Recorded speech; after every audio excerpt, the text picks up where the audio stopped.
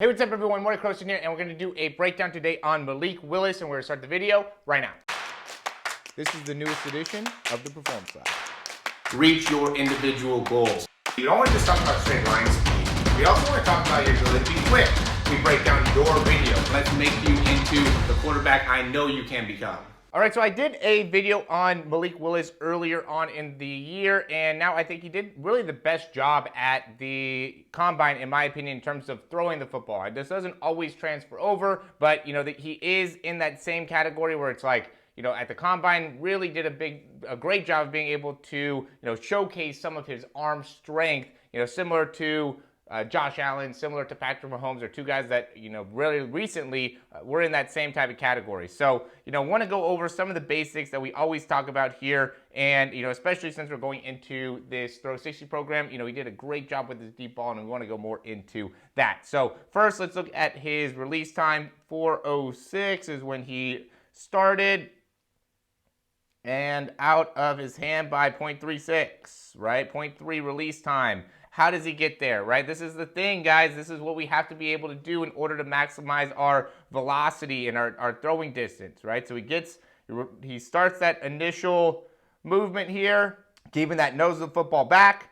He brings that elbow slightly behind, keeps, we can see that disassociation in his hips, in his shoulders. His shoulders are facing here, hips are facing here, okay? Then from here, he drives that elbow through, and look at the external rotation. I talked to a coach recently, he's kind of asking about some mechanical stuff, and, he asked me, when your elbow is coming forward, there's external rotation happening in the shoulder, right? So he's like kind of like questioning, like, how is that happening? Our elbow's coming forward, shoulder and hand are actually going back.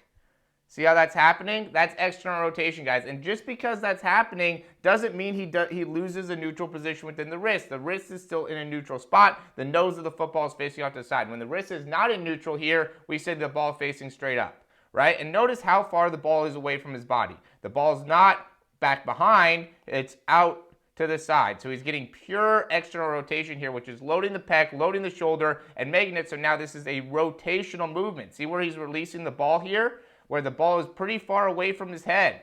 That makes it so we're getting the transverse plane involved. It really makes it so you can maximize that throw and put a lot on it, right? So see where that wrist is? Everything is nice and lined up. He comes through, comes over the top, and that's what really stood out to a lot of these coaches, right? It's that the hand or the wrist flick, the ball was flying out of his hand is some of the things that the announcers were talking about. Like, it's just really impressive, his arm strength. These are things that you want to be talked about as well. When you could be the guy at the camp where they're like, man, he really is impressing me with his arm strength, that is going to make it so you have a much more likelihood of getting noticed, getting recruited and things like that. And so how can you get there? How can you make it so you can be one of those guys? You got to understand how to get the wrist in the right position. You got to be able to create external rotation within the wrist. And we also got to be able to have a great deep ball. Notice how well he loads into this back leg. This is as much as we zoomed in. We can zoom in to his deep ball here. Notice how he loads in that back leg. We'll look at the time too. Okay, 2.6 is when he starts. Okay, notice the position of the shoulders. Okay, notice where he brings that ball down but gets the elbow away. All right, loading into that back leg, and even though he's starting to shift his weight forward, see how he's back? These are the things that we're talking about. These are the things that the top guys are doing. Okay, the ball's out of his hand in 2.9. Okay, we'll look to see the back view as well. Watch how efficient this is, guys. This is so impressive how he's able to go, and he loads here. He gets the nose of the football back, keeps the ball away from him, right? The ball's not coming back behind a lot. Okay, but he still has that hip and shoulder disassociation. He's pushing off of that back leg, creating forward force and rotational force.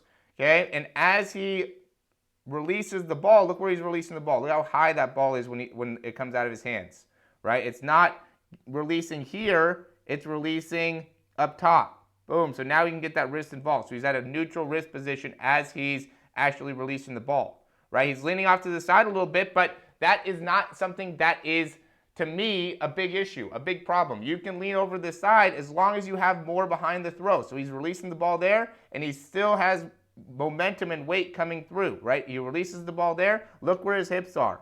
Hips are way back behind that front leg. And then he continues through the throw. That's what's important. Okay, we don't want to get too focused on some of these things that are just not as important. What's important is how we're loading and how we're finishing, right, and the ability to actually go through the actual football, right? If we're off to the side a little bit with the spine, that's fine, right? If we need to pull back with that front arm, right, let that front elbow go and then pull back, okay, that's fine. Right? We want to be able to maintain a neutral wrist. We got to be able to push off that back leg. We have to have weight back as we're releasing in order to make it so then as we come through, we still have force behind the throw. These are the things that, again, we see over and over and over again, and this is what you have to do in order to throw the ball 60 yards plus. Right? And that's what I want to be able to do with this program, guys, and what my dedication is make it so this is something that is repeatable. Right? I don't want it to be something that, only some guys are able to achieve. This has to be a thing that you can actually teach yourself how to do, is throw the ball 60 yards. And so what we have to do, though, is work on the fundamentals, understand the fundamentals, and get a better understanding of us as our bodies and how we can utilize our bodies to maximize force, maximize power. So check out that Throw 60 program. Malik Willis is doing a lot of the same things we're talking about. And what are they talking about with them? They talk about how the ball's flying out of his hands. Right, he has one of the furthest deep balls. He has a beautiful deep ball, right? He increases stock a ton by having the success that he had, and he's only 6'1". All right, so that is a lot of guys that are probably watching this video and that could be higher performing athletes. But we have to have is commitment, right? We have to be committed to being able to improve our mechanics. Okay, and you have to be able to get bigger. Look at him. He is strong. He's 6'1", but he's 215 pounds. Look at his lower body. Okay, we're not going to be able to throw the ball at 60 yards if you're 155 pounds.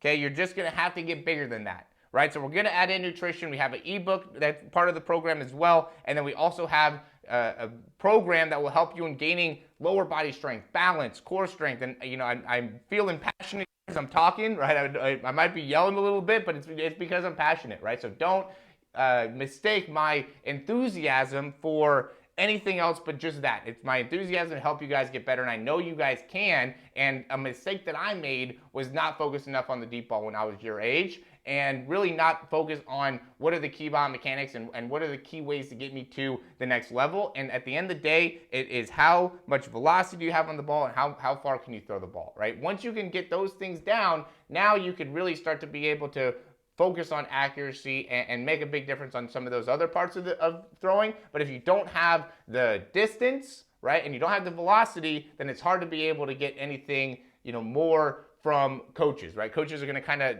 it's a lot of guys that are like that. A lot of guys are throwing 40 yards inaccurate, blah, blah, blah, blah, blah. Right? So if your coach is telling you, oh yeah, you just need to be able to throw the ball 40 yards and be accurate, then he just doesn't know how to build up your throwing distance. And it's nothing against him or whatever. I'm just telling you how you can be able to improve your throwing. You can throw the ball 60 yards. You're just going to have to eat more. If you're not very big, you got to eat more. You got to put on more weight. You got to put on more size, put on more strength, have more balance, have more core control. But most importantly, you got to understand the mechanics. What are the mechanics to get there? This is another example of a guy that's doing what we're doing and throwing the ball 60 plus yards. So, you can either do it or not. Whatever, it's up to you. Check out the link down below. Like the video, subscribe, ask me any questions down below. And as always, thanks for watching. I'll talk to you soon.